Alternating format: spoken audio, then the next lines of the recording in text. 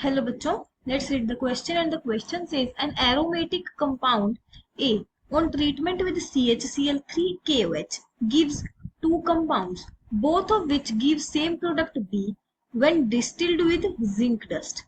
Oxidation of B gives C with molecular formula C7H6O2. Sodium salt of C on heating with soda lime gives D, which may also be obtained by distilling A with zinc dust. Identify A B C and D.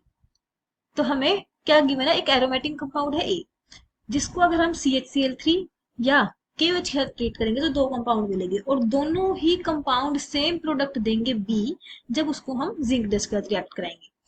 अब B के oxidation करने से हमें मिलता है सी, सी का molecular formula given है। अब सी का जो सोडियम साल्ट है उसको अगर हीट करेंगे सोडा लाइम के साथ तो हमें मिलेगा डी। अब हमें ये बोला गया कि डी हम ए से भी ऑब्टेन कर सकते हैं, कैसे? Bye reacting A with zinc dust. अब हमें ए बी और सी और डी को आइडेंटिफाई करना है। तो चलिए सबसे पहले हम इस क्वेश्चन के लिए की कंसेप्ट देख लेते हैं। की concept is degree of unsaturation.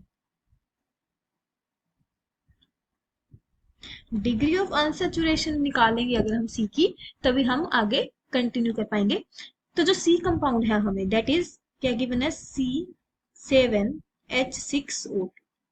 अब इसमें अगर हम डिग्री ऑफ अनसैचुरेशन निकालें, डिग्री ऑफ अनसैचुरेशन क्या होती है, number of carbon minus number of hydrogen by 2 plus number of nitrogen by 2 minus number of halogens by 2 plus 1। ये होते हैं डिग्री ऑफ अनसैचुरेशन का फॉर्मूला।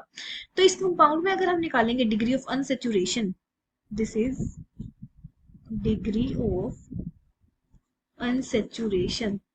तो कंपाउंड सी में हम देखते हैं कितनी डिग्री ऑफ अनसैचुरेशन, तभी हम उसका स्ट्रक्चर बता पाएंगे। Number of carbon atom 7, hydrogen atom 6, nitrogen नहीं है, हेलोजन भी नहीं है, तो ये 0 0 हो जाएंगे प्लस 1। तो यहाँ से आ गया आंसर हमारा 5। तो मतलब यहाँ पर डिग्री ऑफ अनसैचुरेशन कितनी है, 5। देखिए अगर नंबर ऑफ कार्बन एटम्स 6 या 6 से ज्यादा हो और डिग्री ऑफ अनसैचुरेशन 4 से ज्यादा हो, तो ये समझ लेना चाहिए कि यहाँ पर एक बेंजीन रिंग है, क्योंकि बेंजीन रिंग की जो डिग्री ऑफ अनसैचुरेशन होती है वो क्या होती है, 4।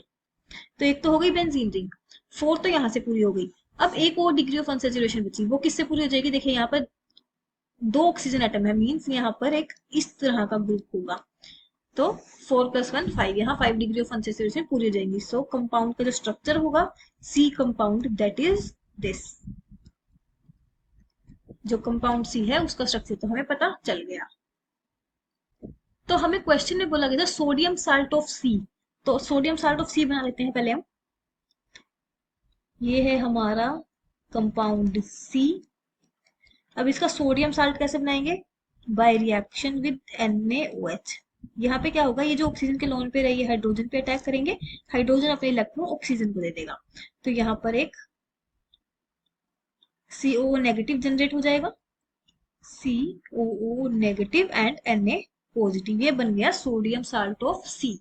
अब इसको क्वेश्चन बोला गया था on heating with soda lime, soda lime CaO के साथ हीट करेंगे, CONaOH, और हीटिंग कंडीशन देंगे तो हमारा क्या बन जाएगा, यहाँ से डी कार्बोक्सिलेशन रिएक्शन हो जाएगी। डी कार्बोक्सिलेशन, डी कार्बोक्सिलेशन मतलब CO2 का रिमूवल। तो हमारे पास प्रोडक्ट क्या बनेगा, बेंजीन रिंग। तो यहाँ पे जो कंपाउंड डी है दैट इज बेंजीन। तो अब हमें बोला गया था कि जो कंपाउंड ए है, कंपाउंड ए, इसको जब हम रिएक्ट कराएंगे विद CHCl3 एंड KOH के साथ, तो ये कौन सी रिएक्शन होती है, किस रिएक्शन के लिए रिएजेंट यूज है, ये राइमर टाइमर।